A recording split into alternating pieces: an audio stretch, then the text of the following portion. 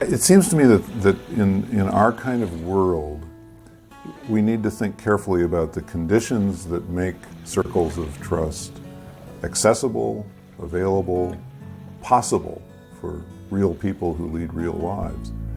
And 5 of those conditions have occurred to me over the years.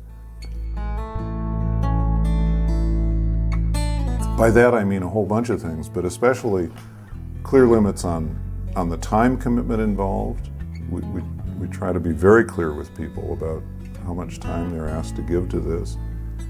And then we try to keep time very carefully. I think one of the things that makes the soul feel safe is leadership that comes through on its promises. And one of the promises we make is how we're going to use that time.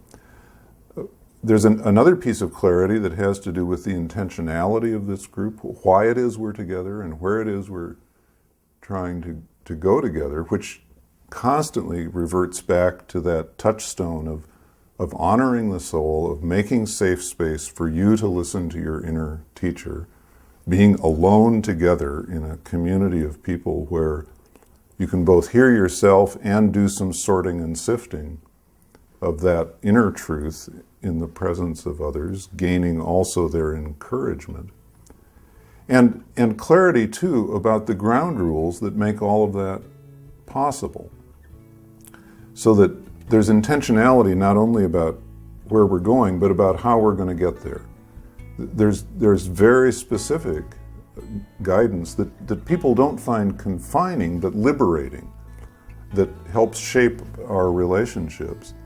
And that end up making these groups, for most people I've talked to, not a heavy add-on to an already busy schedule, but the kind of time and space that actually liberates other parts of their life, but actually lifts something off their shoulders and gives them a more spacious sense of time and work and relationships and all of those things that we may get jammed up with otherwise.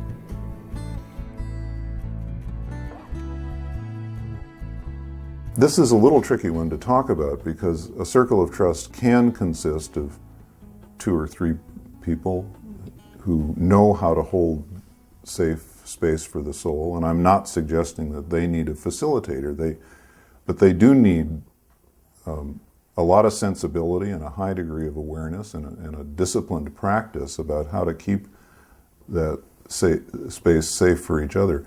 But as a circle grows larger, and typically our circles might have 25 people in them, a skilled leader is very important because everything that we're doing is countercultural.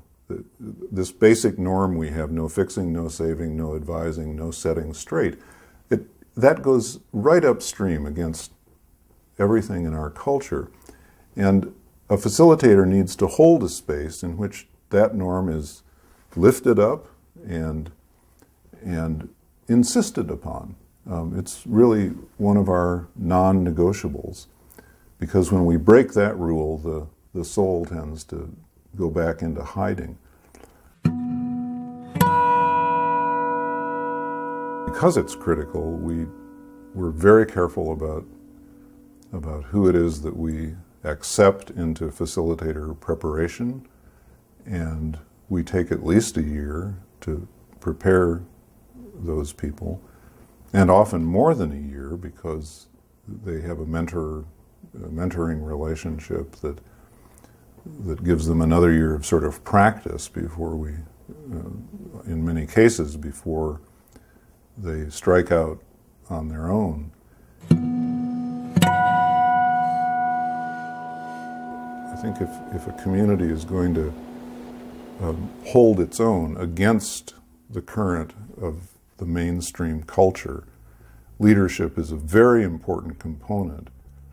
And it's a kind of leadership that not only demands that I be granted authority by the group, but that also requires me to authorize each and every person in that group to to come from the inside out, to live out his or her beliefs, values, commitments in words and actions.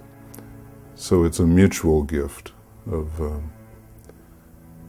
rejoining soul and role, of bringing who you are to what you do.